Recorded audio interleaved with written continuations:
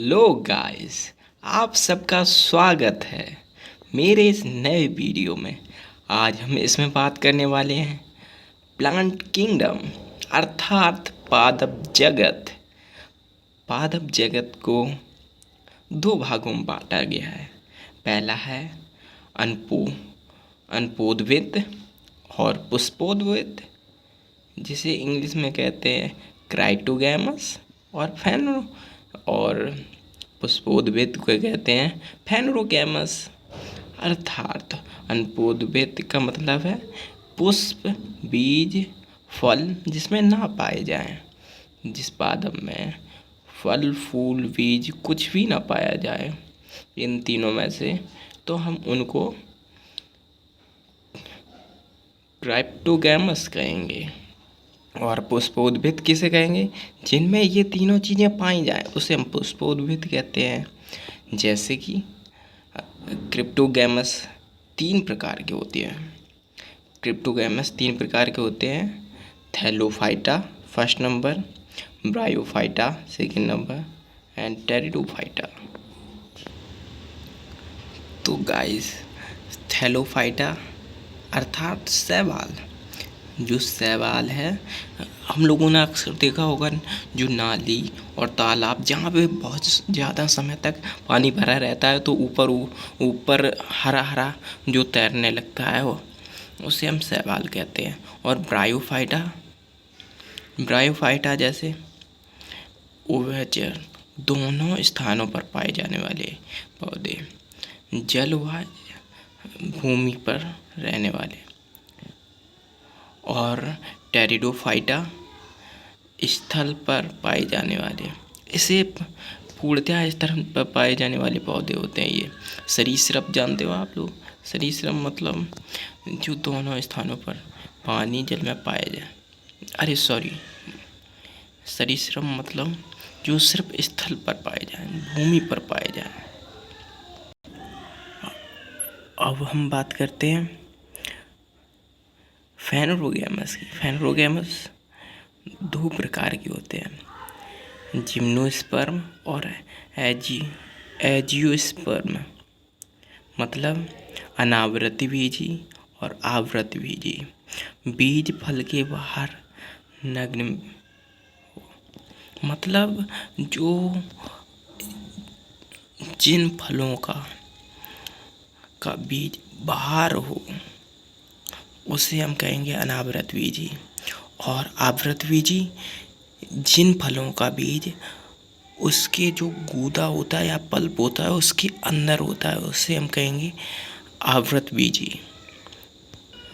आवृत बीजी अब दो प्रकार का होता है, जैसे मोनोकोट्स और डाइकोट।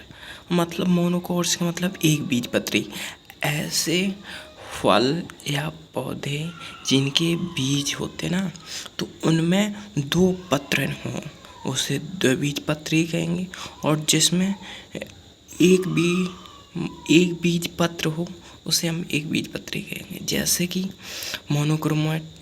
मोनोकोट्स का एग्जाम्पल है गेहूँ, चावल, इन सब का एक ही पत्र होता है। जब हम उसको तोड़ते हैं ये दो भागों में नहीं टूटता।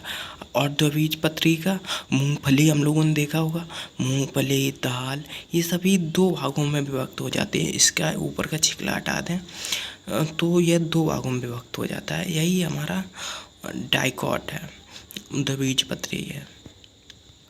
अब हम पादप जगत को, मतलब सभी ये पार्ट हैं, इनको हम पूर्णतः विस्तार से पढ़ते हैं। थैलोफाइटा मतलब है जिसकी थैलुनुमा आकृति हो।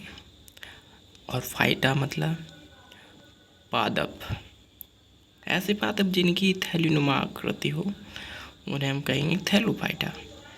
पादप की संरचना थैलसनुमा होती है, वही जो मैंने बताया। इसमें फल, फूल, बीज कुछ भी नहीं पाया जाता। ये जल में ही पाए जाते हैं क्योंकि ये जलीय पौधे हैं।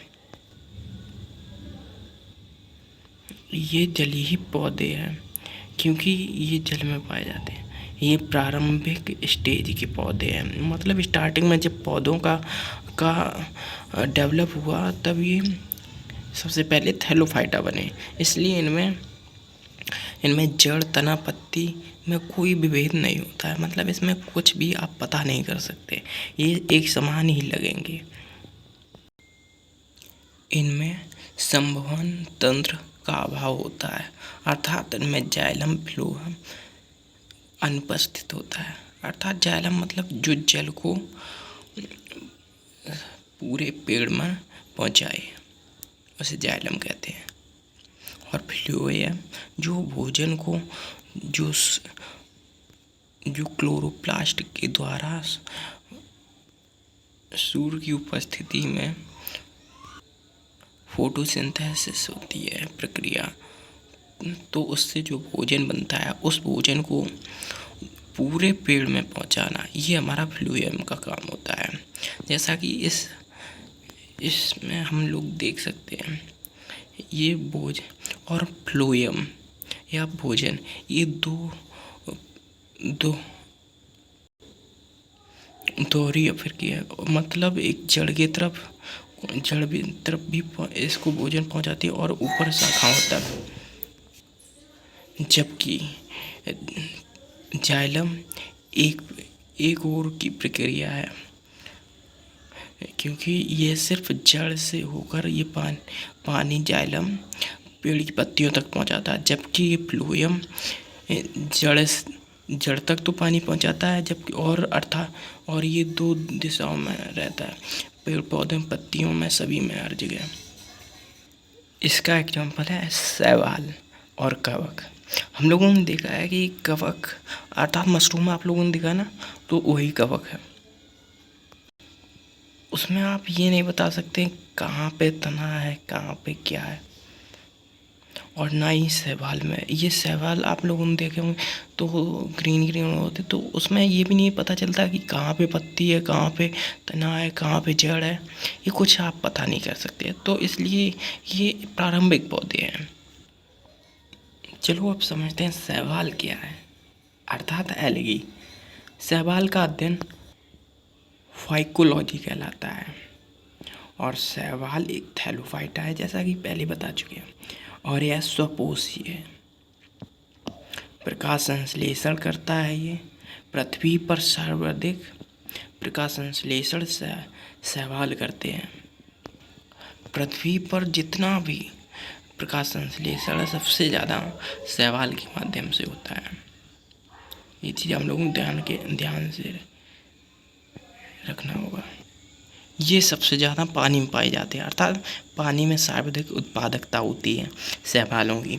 सुपोषण के कारण शैवाल की संख्या में तीव्रता से वृद्धि होती है। इसे ही तीव्रता से वृद्धि होने को ही शैवाल प्रस्फुटन कहा जाता है, एल्गी बूम कहा जाता है। समुद्री शैवाल किसे कहते हैं? समुद्री शैवाल या फिर